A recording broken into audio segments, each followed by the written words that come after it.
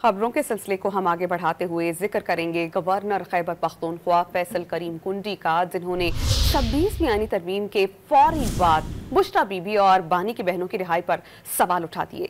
दावा किया कि बुशरा बीबी खैबर पख्तूनख्वा पर हुकूमत करना चाहती हैं।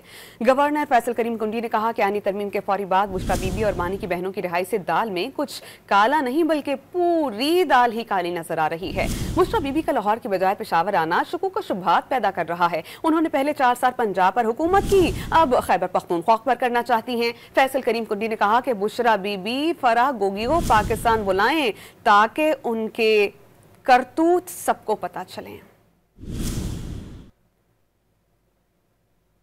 गवर्नर फैसल करीम कुंडी ने कहा कि आईनी तरमीम के फौरी बाद बुशरा बीबी और बानी की बहनों की रिहाई से दाल में कुछ काला नहीं बल्कि पूरी दाल ही काली नजर आ रही है। बुशरा बीबी का लाहौर की बजाय पेशावर आना शकूक व शुबहात पैदा कर रहा है। उन्होंने पहले 4 साल पंजाब पर हुकूमत की, अब खैबर पख्तूनख्वा पर करना चाहती हैं। फैसल करीम कुंडी ने कहा कि बुशरा बीबी फराह गोगी को पाकिस्तान बुलाएं ताकि उनके करतूत सबको पता चलें।